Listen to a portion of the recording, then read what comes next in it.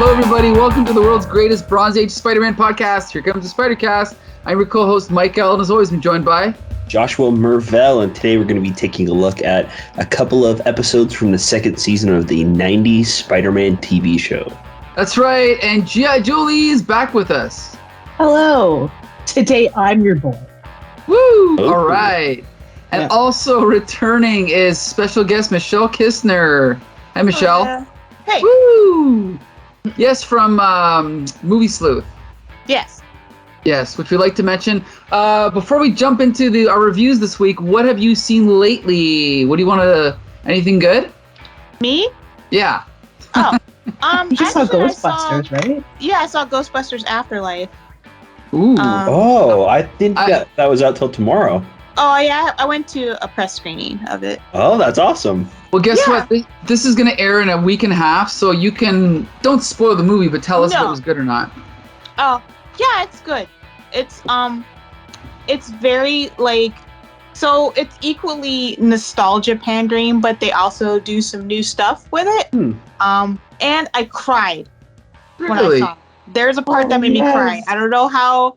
Like, it took me completely by surprise, and it wasn't because I had 2 beers previously. It might have been, but there was a moment that made me cry, and it was like out of nowhere, and I was like, "What? Why am I crying at this goddamn Ghostbusters movie?" But I think it's going to be divisive, to be honest. They make some choices.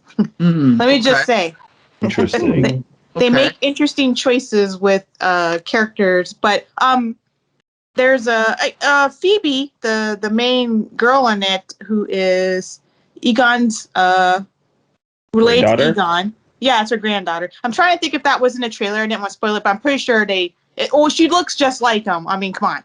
Like, So you're saying the like, actress? The actress is what's The his character. name? Yeah, her character. character is Okay. Egon's granddaughter. Okay. So she's basically like, she has a lot of his traits. Very nerdy scientist, but she's like hilarious. Like, she's like super deadpan humor. She does puns the whole movie, which are great. She tells like terrible dad jokes all the time. It's actually like, it's pretty funny. Paul Rudd's like hot in it because he's Paul Rudd. There's practical effects, which Nice. Love that. There's a lot of CGI too, but there's also practical effects, which I was like, wow, it's like an actual real effect. But I legit thought it was really good, and I really hate nostalgia pandering too. I highly dislike when a movie tries to play off my emotions like that. But this movie does it a little, but it's like it definitely does new stuff too. It's kind of combining old with the new. I feel like if you didn't like 2016 Ghostbusters, you'll probably like this one. Even if you did like that one, you probably like this one too. But it's not like actively like kind of like mean against the people that like Ghostbusters like that other movie was. Like, that movie kind of like looked down on like, oh, you like, it was kind of mean to the fan base a little bit. Right. This movie's not. This movie's like, if you love Ghostbusters, you will be in love with this movie because it's all the stuff that you like about the original movies. It's in this movie too. So. Well, here's the thing. Ghostbusters is awesome. I actually didn't mind the female Ghostbusters, to be honest. But, I didn't hate it. Ghostbusters 2 was actually pretty terrible, I thought. Yeah. Like, it's better than Ghostbusters 2 for sure. I would say if I ranked them, it would be Ghostbusters, Ghostbusters Afterlife, Ghostbusters 2, and then Ghostbusters 2016. Okay. And, okay, we usually don't do this, but since this is a Spider-Man podcast, I think we've got to quickly get everyone's reactions to the new Spider-Man trailer. Has everyone seen that? Yeah. Joshua Mervell, what's your first reaction? So, I mean, I feel like the entirety of the internet knows that, like, people are coming back for this film, right? Yeah. Like, they kind of they've released almost nothing about this movie, but still somehow the internet just knows characters are returning and stuff like that. So I think they did a pretty good job of like giving the fans what they wanted, because this is our first like full trailer, and we're less than a month away from the film coming out, or like a month actually, I think today. Right. So I think that they gave us enough of what like the fans were really clamoring for without going too much into a lot of the other surprises that are going to be coming in. So, but it was cool to see all the other bad guys again. Yeah, it was fun. G.I. Jolie, what do you think? Okay, just initially right off the bat, when they showed the branches of the multiverse splitting at the very end of the trailer, I kind of like had a mini heart attack because I was like, oh, here it is. It was like a visualization of my superhero action movie fatigue. And that's what it looked like. Just all synapses firing everywhere, and like I'm gonna pass out in the theater. I got overwhelmed because like Disney Plus Day also did that to me too. So I'm still like reeling from the effects of Disney Plus Day. Marvel Disney Plus Day, the Marvel part, because there's so much coming with the series portion of the universe that I feel like the Full Volume podcast will have nothing. Yeah, you're going to have your hands full. We're going to have so much to talk about.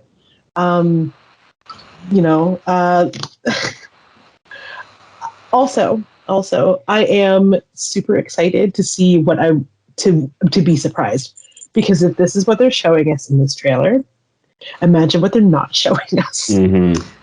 So I'm like, I feel like I'm gonna lose it in the theater, and this will be my first official film back in the theaters, I think, especially since we might get shut down again. But anyway, whatever. I mean, locked away at least. So. Well, here's the thing. I'm going to ask your reaction in a second, Michelle, but I just got to say, you were talking about nostalgia a minute ago.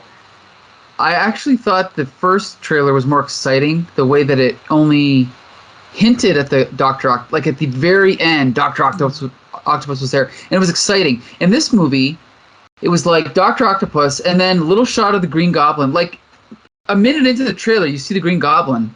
And then you see Electro, and then you see Lizard, and then you see whoever else. And I thought they should have saved Green Goblin for the very, very end. That, to me, that's the biggest deal. I would have thought. But the way that they already hinted at Green Goblin in the first one, though. Did they? Yeah, they had the pumpkin bomb, and then they had Willem Dafoe laughing over top of it. So okay, but and still, the poster too, like Green Goblin's in the poster. So well, I don't know. I was more surprised seeing Sandman and Electro and Lizard fully. Those were just kind of like rumored. They were just kind of like rumored. It just could have been more dramatic, I thought, the way that they rolled them out. And then the other thing, I didn't like the Scooby-Doo joke with Doctor Strange. I feel like he says shit in the movie, and they just say crap because it's a trailer. I swear, if they says crap, there's no way. He has to have said shit. That's why it was weird for me too. If you would have just said Scooby-Doo this shit, it would have been like. I think he does in the movie. Yeah. There's no way he says crap. Come on, nobody says crap in like real life. Yeah. Well, we'll see. Yeah, I don't know. I mean, because you were just saying a minute ago. I wonder what they're not showing us. I hope they haven't given away everything. That's all I got to say. That's what I'm worried about. I doubt it. Two big things that they're not showing us. Which is what? You mean the other Spider-Man?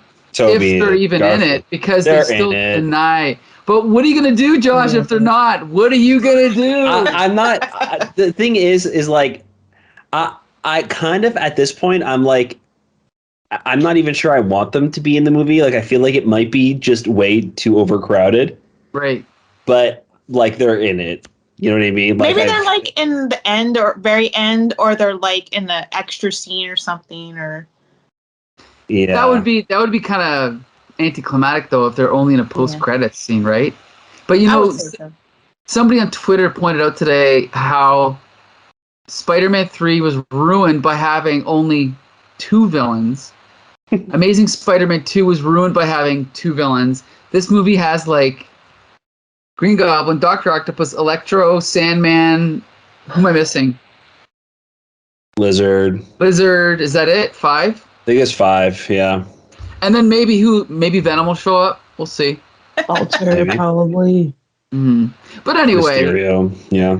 Oh, Mysterio, yeah. But anyway, I mean, I'm still gonna go see it. We're still gonna review it. But does it seem like Doctor Strange might be a little bit of an antagonist in it? He's too. I hope he's not. Like the trailer, that's how it made me think. Like maybe Really? he's trying to stop him. Like, because they were saying, so Doctor Strange is like, well, you have to. They all died to Spider-Man in their own timelines, implying that like he has to like send them back to their timelines for them to embrace their fate. Because like like the current Marvel thing's all about staying on your timeline, doing what you're supposed to do, and then like Spider-Man's all like, well, maybe I can like not kill them or not send them back. And it seemed like Doctor Strange was kind of trying to stop him from like doing what he was doing. It seemed like not like a full antagonist, but just like maybe at some point he's trying to stop Peter Parker from doing stuff. Yeah. Could I'm be, sure I'm sure that'll be part of it. I have a feeling that that they're gonna part of the movie is gonna be like Peter having to go and like capture each one individually, and then after that they all get released and kind of team up, and that's when probably the other two come in.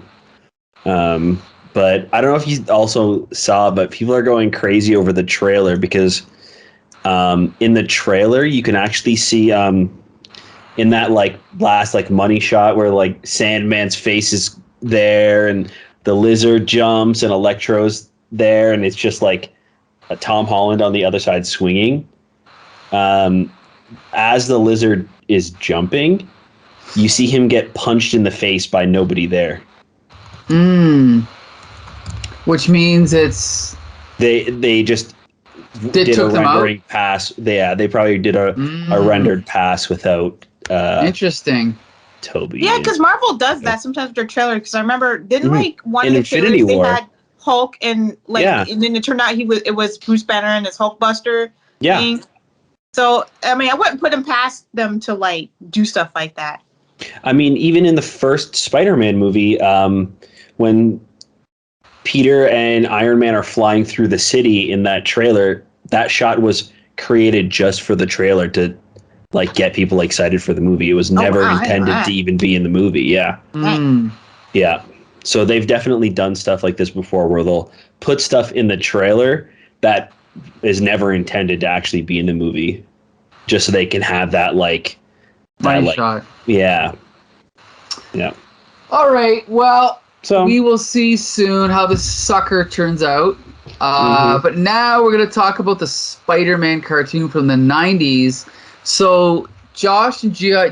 Jolie and I have been reviewing almost every episode as we move along. We're almost at the end of season 2 now. But Michelle, this is the first time you've joined us for a cartoon review.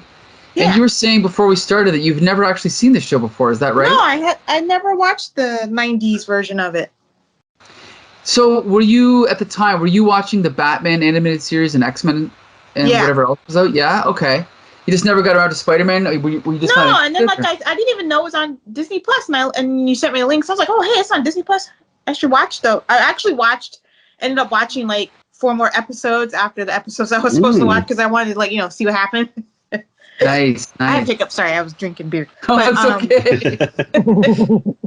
But I never, for some reason, I just never watched the 90s one. And then I think there's like a DVD release of it or something, but it's like super out of print and rare because I looked it up. I would recommend. Yeah. Sorry, go ahead. They also did like DVD releases of like certain arcs from the show. So like they released one that was like Spider-Man Age of the Goblin or something like that, and they like packaged together the Hobgoblin and the Green Goblin stories into one DVD. So like I had a couple of those that I watched all the time growing up. Same with like they had a Spider-Man versus Daredevil one, so it was all the stuff from the cartoon where he teamed up with Daredevil and fought Kingpin and all that. So they do definitely have some DVDs out there of this that I would recommend starting right from the beginning, just because this first season's slightly better so far as we can tell, as far as the animation. But it's also it's every episode kind of continues, right? So if you start at the beginning, you can get all the subplots and everything. And also, I think the studio who does this, at least one of them, is the same studio that did the Ghostbusters cartoon from the late 80s. Remember that? Yeah. I actually have that one on DVD. I got the Time Life edition with the house with the firehouse. It's like a replica of the firehouse. Oh, that's awesome! Nice, very nice. Yeah, they're pretty faithful to the comics too. Like, it's weird how they're kind of like lining up sometimes with the 80s comics that we're reading on the podcast. A lot of those stories are kind of being transferred and done again in the cartoon, which is pretty fun. Right. I mean, even stuff in these two episodes kind of relate to a lot of the stuff we've been talking about recently with this big gang war that's been going on. A lot of that was kind of in this, like, the last two episodes that we're going to talk about. Yes, very serendipitous. So let's, I know, now usually we didn't plan this out before the episode. Usually we have each one of us summarize one of the episodes. There's 3 episodes, there's 4 of us. Would anyone like to volunteer to summarize the first one? Yeah, sure. Okay, so this one, I'll probably need you guys to jump in because I didn't go back and rewatch the other ones. So this one is season 2, episode 10. Right? Yes, season 2, episode 10. Yes. Sorry, I was reading the wiki and it says series episode 23, so it threw me off. But that's like, it's the 23rd episode altogether. It's part of the Neogenic Nightmare story arc that's been going on. This one's called the Immortal Vampire. So recently, Michael Morbius is a student that transferred to the same school as Peter, and he's becoming a scientist so he can find a formula or a vaccine for this virus that's been going on in his country. And he was experimenting with bats, and there was an accident that turned him into a living vampire. So Punisher shows up and tries to kill him, I think, once, and then Blade, in the last episode we reviewed, he shows up and is also trying to track him down. Obviously, vampire slayer, fighting vampire. So that's kind of where we pick up at the start of this one. Peter and Blade are like swinging through New York. They're chasing down Morbius. The Officer Lee, I believe, right? Terry Lee. Yep. She starts following them as she sees like Spider-Man swinging. They track him down to like a warehouse where there's all these like microchips that he needs to build this machine. And his end goal is to capture Felicia Hardy, his girlfriend in the series, and turn her and like the rest of the city essentially into vampires. At one point in the previous episodes too, like because Peter and Michael Morbius were classmates together, they were working on like an experiment, and there was like a blood sample that Morbius needed. So Morbius was all like simultaneously tracking Peter Parker and Spider-Man, not knowing that they're the same person. So one day in this, at some point in this episode, Peter goes home and his spider senses go off, and he thinks that Aunt May is in danger, but it turns out that Michael Morbius is just going through Peter's stuff to try and find the formula, and he leaves. And it kind of happens again later on, and Aunt May gets captured. All at the same time, Blade and Officer Lee, like a romance starts with them. Spider-Man, out of nowhere.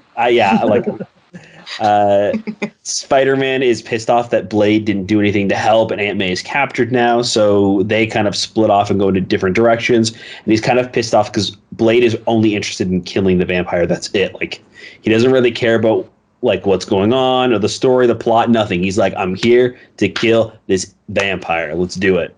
So it all kind of comes to a head. Where does this happen again? In like Morbius's like secret base, wherever it is, I can't remember.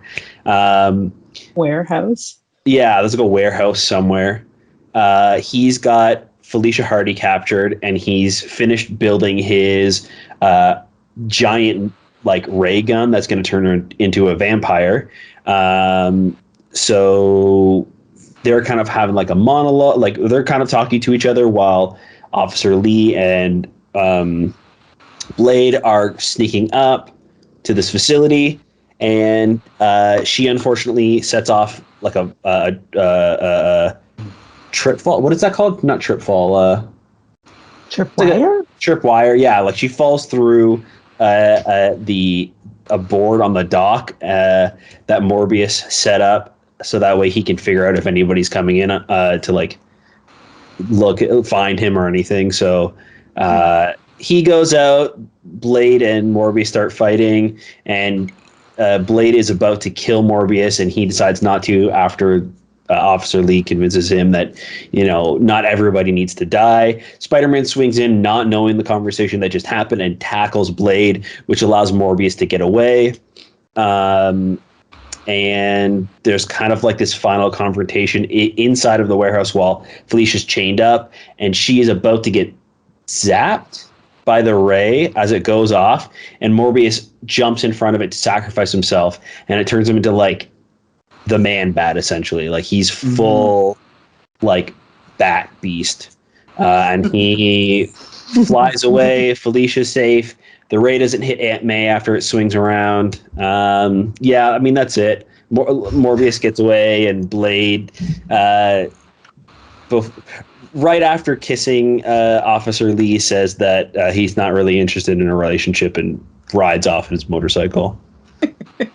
That's it. Blade. Yeah.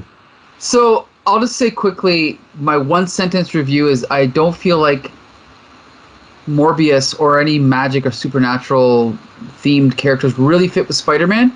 But that's fine. It's part of history. I can accept it. I'll get more into that later. But since, Michelle, this is your first ever episode of Spider-Man, I want to know what you thought of this episode. Well, like we were talking a little bit before we started recording, but like, initially I was like, oh, this like theme song super slaps. Like it's like kind of like electronica, very super 90s, rendition of the Spider-Man theme. And I was like, damn, it's got, it's pretty good. And then, so like the animation is bad. I'm just going to put it out there. It's the characters are off model constantly. There's really bad CGI, which I'm sure looked amazing in the 90s. I give them points for trying, because it's like a really cool idea to like do like the first person view of like Spider-Man swinging through the city and stuff. It's cool. Like it's a cool idea. It's just that CGI is not dated well at all. And also, so like I started watching it, and I was like, oh, I should watch the episode before this to get some context. And I'm like, is Blade white? What is going on? Yeah. Like, did they forget he was black? And then, he starts getting more black looking. Like, in this episode, like, they remembered. I was like, what is happening with Blade? I actually was confused. I looked it up because I thought it was a different Blade. I'm like, is there a white Blade that I didn't know about in the comics? Like, I legit paused the episode. I'm Googling, is there a white Blade? And then literally some guy was like, they messed up in one episode of the 90s cartoon and made him white. And then he's black. And then I was like, oh, okay. So after I cleared up that is indeed the regular Blade. It's not bad. I think it just goes fast. Like stuff happens. So, I mean, you only got 20 minutes to tell like a whole story, right? So it's like, probably like 5 issues worth of material in 20 minutes. So it's like, boom, boom, boom, boom, boom. It's like, it's really fast. Yeah. You know what? The biggest flaw with the show is the editing is so, it's like there's never a split second in between one character's line and the next character's line. And I noticed that even when I was like a teen or a tween watching this, I think, like I said, the editing is better in the first season, but that is a huge flaw, the editing. But overall, I do think the show is pretty good. Again, I didn't particularly like this storyline, but I thought it was okay. Josh, what did you think? Yeah, I think that this episode is not too well done. This entire like Morbius arc is pretty rough. both in terms of story and animation.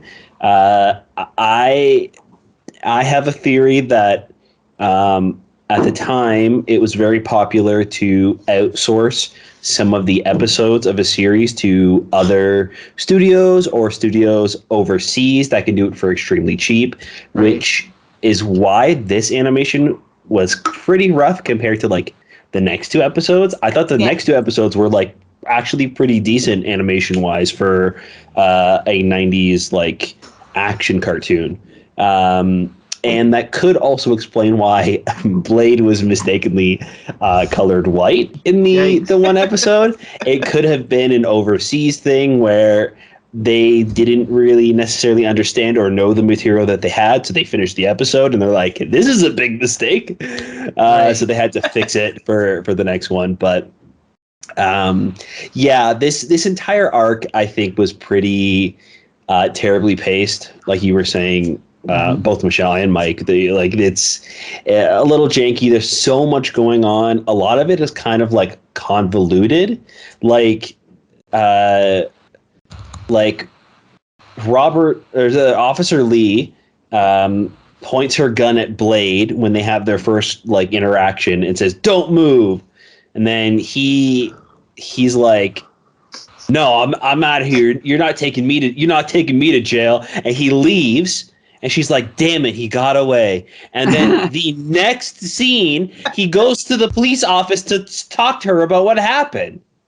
Yeah. It's like, why did we need that? It was like things just kind of happened for reasons we don't really know about. Like, I don't know. It was things kind of just happen, and like it doesn't seem as well like fleshed out as it could possibly be. It's because Blade's personality is like hilarious. Like he's just like, "Yeah, baby, I know I'm hot. Yeah, give me a kiss, baby." And then he just like drives off on his motorcycle. Like, "I'm out, baby." That's not how I remember Blade at all. And he's got this like so hard, gravelly, deep voice, like he's like a monster or something. Right. Like, I don't know what the heck's going on with Blade. And then he rages out too, and I understand that like that. I don't remember that from the comics, but in this he has to like take a serum that helps him get rid of his like need for blood to survive. I don't remember that from the comics. I don't know. It might have. I think it's in the movie. Yeah, is it? I think that and the assistant guy were created for the cartoon, and then it was created specifically because they knew the movie was coming, I think, as far as I know. Oh, okay. Yeah. So like there were definitely times where like he was like getting angry and like the vampire in him was like coming out and, you know, taking over, but it just still felt like it didn't fit. Like all of the vampires are more like, I don't know. He seemed like a monster, like the Hulk. Like his voice got all gravelly, and he's like, "I'm gonna kill you." It was just so weird. Like it didn't fit him or like him at all. It was strange.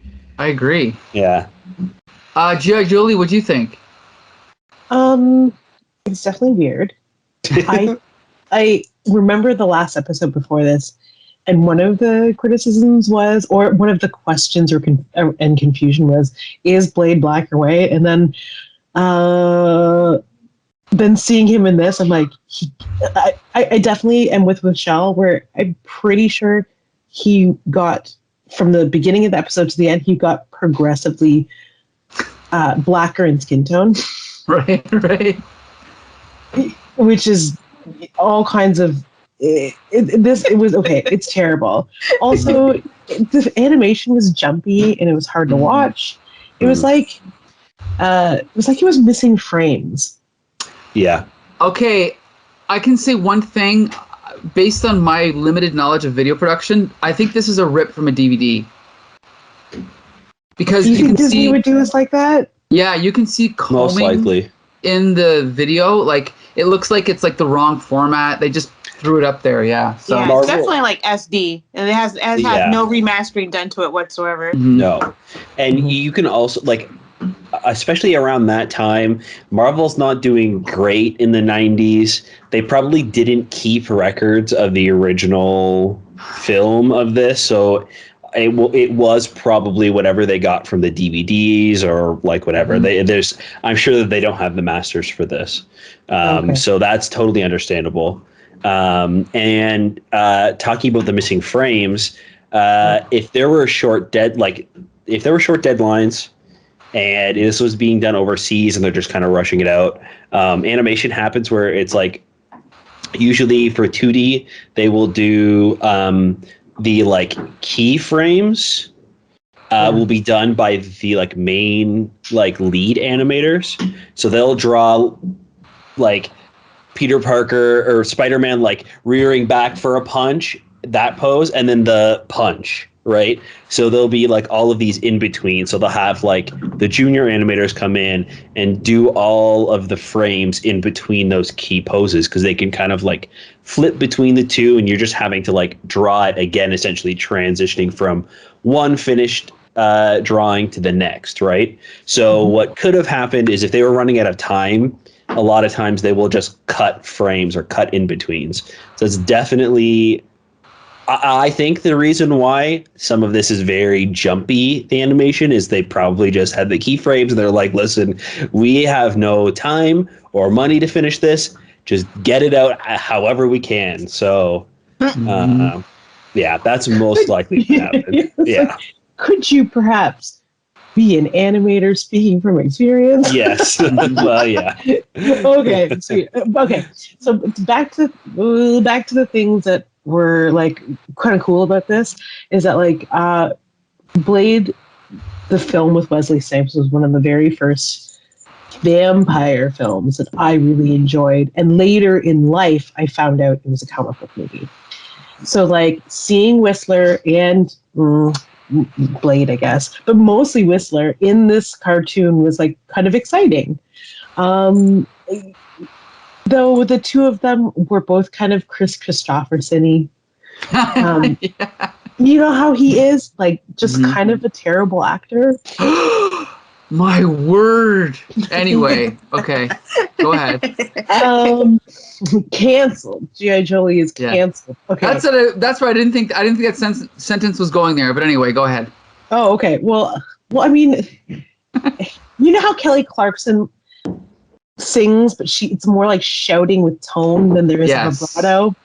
Chris Christopherson has no intonation. He speaks at like one level. Yes, that's how he sings too. Yeah. Yeah. So it's like, it's good, but it's not great. But it's good. It's all right. Anyway, I want to just point out the scene that happened with Mary Jane out of the blue, since everything in this. I forgot all about that. It was just like totally out of the blue. One, we find out that Mary Jane is always busting his shit up. Like she just like comes into his apartment again as usual, and she's like, that's it. I'm going to ask Peter. I'm just going to straight up ask him, is it me or is it this Felicia Hardy? And to get her out of, he's Spider-Man. She, in the cartoon, she doesn't know that Peter is Spider-Man. Mm-hmm.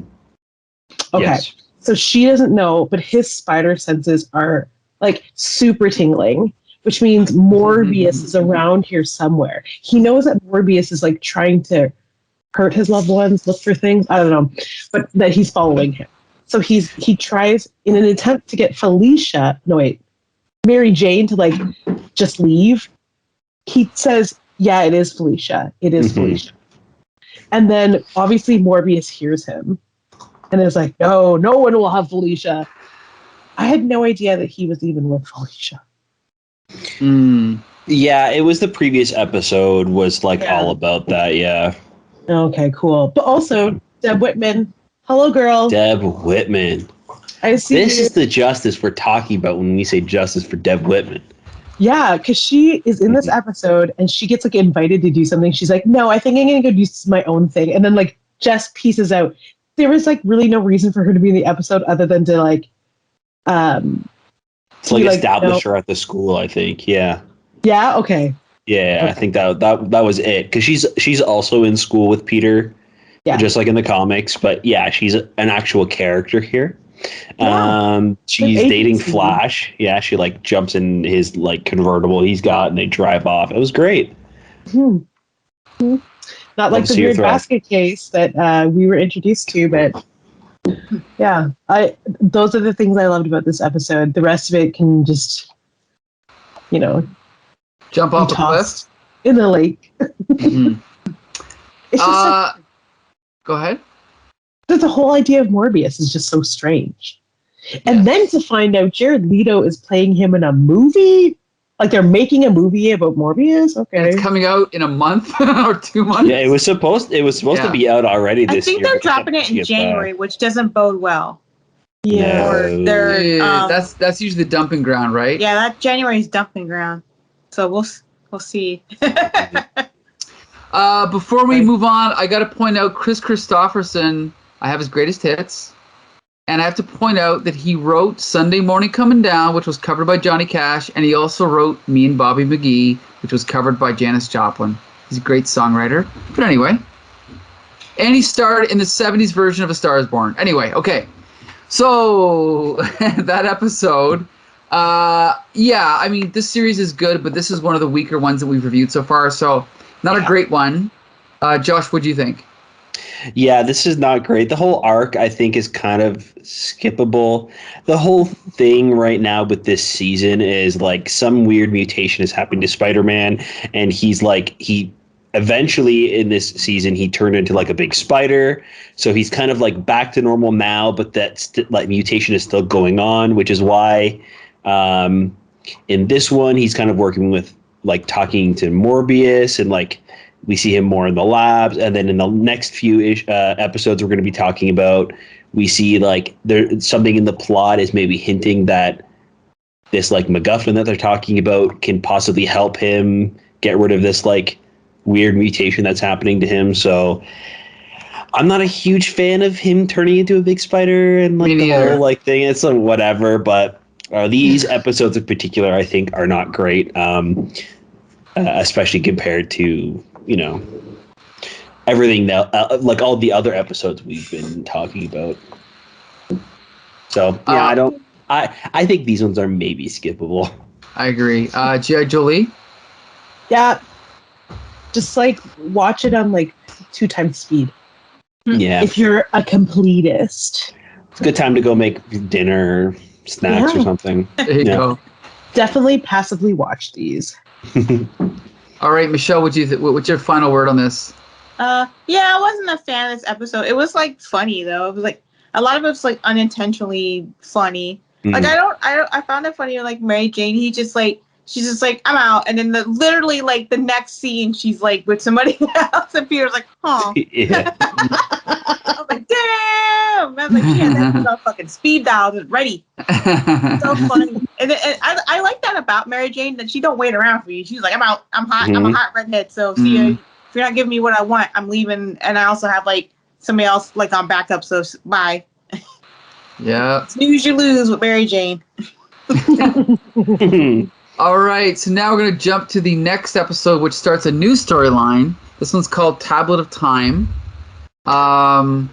If you guys want, I can summarize this one, although I will definitely need help because my memory is very spotty. Yeah, I feel like there's so much that happens. I feel like we'll all kind of have to jump in. Right. And honestly, I don't know what specifically happened in this one versus the next one, which is the Ravages of Time. They kind of like, I watched them both at the same time. On my Disney Plus to look at the summaries because I'm like, they kind of smashed together, like, because there's so much stuff happening. Like, yeah, we could almost like just talk about both of them. Well, I've got MarvelFandom.com. It's like this big. You want me to just read this quickly, and then we'll read the next one? Okay. So, when the ancient tablet of time is discovered, Dr. Kurt Connors tells Spider-Man it could cure his mutation disease. And by the way, that's kind of like an Indiana Jones type thing where they're in South America, I think, and they discover it, right? Yeah. I think. However, a gang war is started when Kingpin and Silvermane decide they both want the Tablet of Time for themselves. Kingpin wants the Tablet of Time for its value, and Silvermane wants it for its magic power to return youth to the elderly, because Silvermane, as we know, is a decrepit old man, right? With Kingpin and Silvermane fighting for control of the tablet, Spider-Man is caught in the middle. this episode also introduces the villain Tombstone, who will be coming to the comics in about 6 months in Spider-Cast time. So look forward to that. And then Ravages of Time, which is the next one. Silvermane obtains the Tablet of Time against all warnings and uses it to make himself young again. Things get worse for Spider-Man as the Mega Slayer attacks and Dr. Kurt Connors transforms into the Lizard. This also introduces Adrian Toomes, who is in the next episode becomes the villain called the Vulture. So I'll just say quickly, right when I was getting into Spider-Man, Tombstone was the big villain who was terrorizing Joe Robertson. So I was really excited to see Tombstone in this. This is a classic story from this Tablet of Time story is a classic story from Amazing Spider-Man 73 to 75.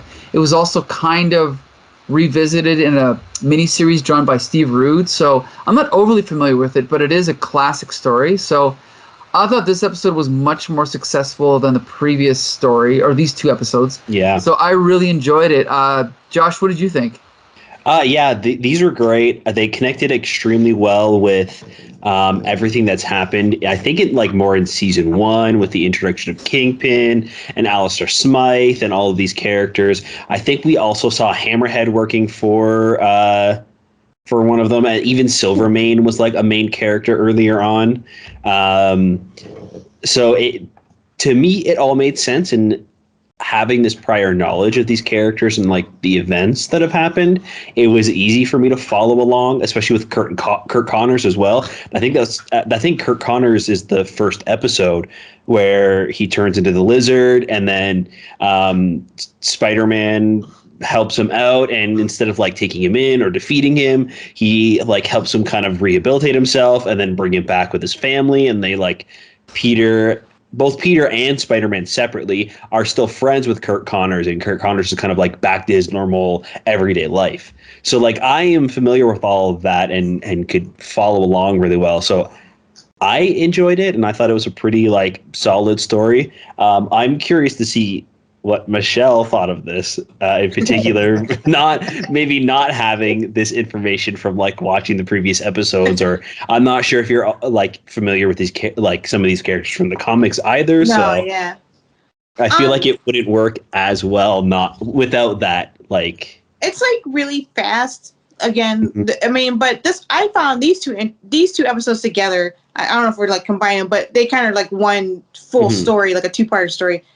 This was way more interesting to me. I like the idea of that you said, they said earlier, the whole Indiana Jones angle. They find this artifact, and they're oh man, it has all these special powers. We kind of don't know how it works. And then they're oh, maybe it might be able to use it to help Spider-Man with his mutation problem.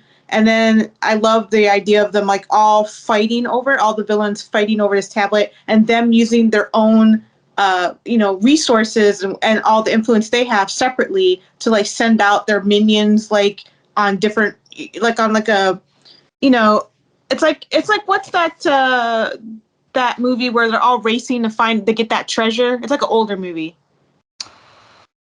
Wow, I don't know. That sounds like a lot. What decade? 80s?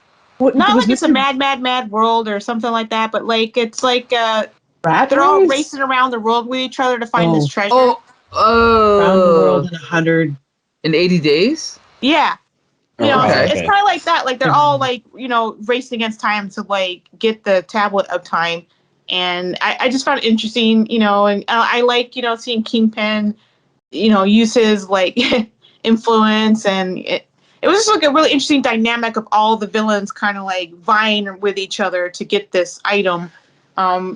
It gets a little confusing, I'm not gonna lie. In the second one, there's a lot of stuff happening simultaneously, a lot of characters, and it goes through everything really quick. And I started getting a little confused in the third episode.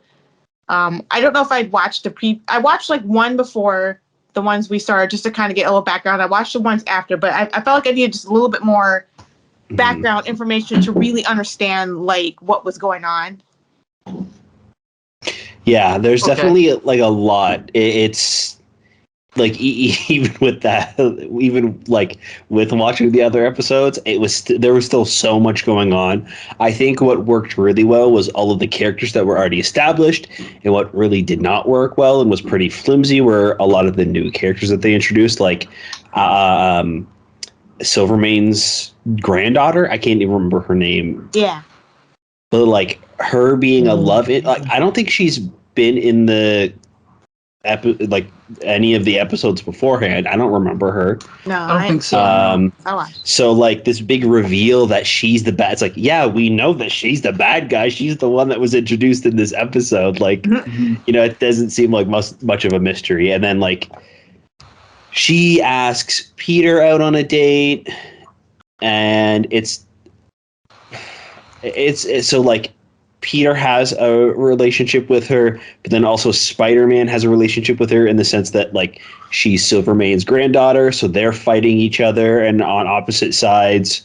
It's all kind of a lot all at once, I find.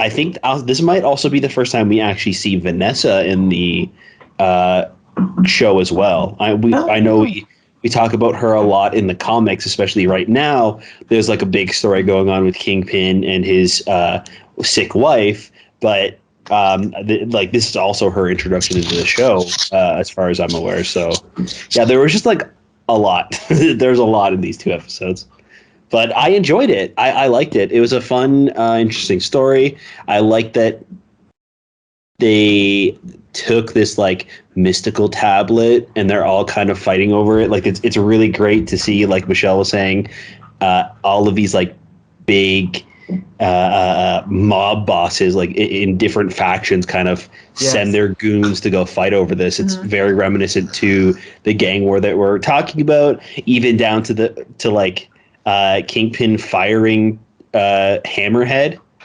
Right? I think it was Hammerhead, right? He fired Jack-o'-lantern, right? He called him in and be like, be lucky that I'm only firing you. And I think he says almost the exact same thing to Tombstone. Like, they definitely take a lot of, like, notes from the comics and sprinkle these, like, little details in. And I think that's why, even with it being overcrowded, it's able to kind of still be charming and fun and pretty enjoyable throughout, is because they're taking stuff that already did work in the comics and they're bringing it over to the show, and they're kind of like taking the best of everything, and then all of the new stuff that they're introducing, like his granddaughter, it's like that's not from the comics and it kind of sucks and it's not needed in this. It's like, right, you know. Yep. G.I. Jolie, what do you think? Are we all just not going to talk about Baby Silvermane? Yeah, I was surprised. Kind of funny. When Michelle said the last episode was unintentionally funny, I was like, this one is super unintentionally funny, I think. Like, I sort of watched this one passively, and then the 3rd episode we had to watch, I sort of watched passively until Silvermane became a baby. And then when I looked up, I was like, okay, no, we're going back. What the hell just happened? And like everyone was saying before, it was just really cool to see everybody fighting over the same thing. Like everyone had the same goal, and the ultimate purpose for whatever they were going to use it for was like super cool and different, and it was cohesive yet confusing. But since it was like there was just one through line for everybody, it wasn't as confusing as it could have been, which I find most of these shows are. So also, I'm sorry, but like, Baby Silvermane. There was one part where like he was like clearly like maybe like 2, but they had a baby crying sound coming from him, and the disconnect between how he looked and the baby crying was making me laugh so hard I paused it. I was like, what is happening right now? Yeah, it was strange. I thought that they were going to go the opposite, and they were going to like age him up a lot, and they were going to do the whole like Robo Silvermane thing from the comics, but no, this was perfect. This was great. Yeah, it caught me off guard. Yeah. So Michelle, overall, what was your take on this one compared to the other ones? I liked this one much better. It was like at least interesting. Like the one previous, but it was like a little disjointed and just weird, a weird ending. But this one, like it had the two episodes together, I felt were a pretty good story. It was just it was a little overstuffed, like we've been saying, but overall, it really kept my attention the whole time, and I was invested in it, and I liked, and there's like giant robots, which I like, and like robot fights and people getting turned into babies. But for some reason, like, why do you only go to a baby? Like, why didn't he turn into like sperm and an egg or something? Like, what point did it decide that he was not going to be younger? That's a good point. Good point. I mean, it's a kid's show, so I guess they can't be like, oh, he turned into sperm, but I just kept looking like, oh my God. Well, I thought initially he was just going to disappear, like, into nothing, but the baby thing was actually funnier and way better, so I'm glad they went with that. Yeah, well, overall, yeah, so this is an example of a successful adaptation, right, where they take, well, almost perfectly successful. They take a classic story and they adapt it, but they also mix in some of the current subplots that were going on. So I really think this one worked much better than the other one. And even though the Tablet of Time is more of like a Indiana Jones type plot, I still somehow think it works with this. And it's cool because, again, Silvermane has one motivation and Kingpin has another, and they're at odds with each other. So I think that's really cool. I think the reason why it works is because it's not about this Indiana Jones adventure, and it was just kind of like what kicked off the plot. And it's really about these street level thugs fighting over this thing, right? Like it's right. You're right. That's probably why it feels very Spider-Man, where the other one feels almost like Spider-Man's been plopped into a Blade comic. It's because you're dealing with those street level thugs that Spider-Man normally is fighting, and you're just it just happens to be this like Indiana Jones idol that they're all fighting over. So yeah. So yeah, overall, I mean, what else is there to say about these episodes? I mean, I guess we haven't. So Michelle, since this is your first one, let's talk about what you thought about the adaptation of, for example, the Kingpin. Did you like the way they portrayed him? Yeah, I always liked, classic big wide, white suit wearing Kingpin. So I liked it. I like Morbius. I thought was a little weird looking. Blade, obviously 0 out of 10. But like, I really like, who's the guy that does Peter Parker's voice? Because I really like it. He's somewhat famous. Yeah, I can't remember his name. It's but he does like a really good job. Like Christopher Daniel Barnes. Okay. Yeah. And like, the voice acting overall, I thought wasn't bad. Some people like Blade were terrible. But Peter Parker is like fantastic. Like his voice actor is like nailed him 100%. He nails him as Spider-Man. All of his jokes are like really funny too. Like legit ass, like funny, dad jokes, and I really like his banter. I thought they did a good job with that. Well, there's one other thing. Oh, go ahead, Josh. I was gonna say, I grew up watching this show. Like this was like one of my first introductions to Spider-Man. So like his voice from the cartoon is what I hear when I'm like reading the comics. Mm-hmm. So yeah, I love that actor. When I read Spider-Man comics, I hear the voice of the 80s cartoon, Spider-Man and His Amazing Friends. Michelle, did you ever watch that show? I've watched more of that one for sure. I haven't watched like every single episode, but I've seen a lot of episodes of that one. Cool. I love that show. As far as this guy, I do like his voice, but I don't like how he makes quips when no one's listening. Like he's making quips to himself. Listening. Yeah, I don't know. Maybe he could do it like a thought bubble or something, but I don't know. I still like him though. He's cool. Also, Aunt May has blonde hair instead of gray hair. That's kind of unusual, but whatever.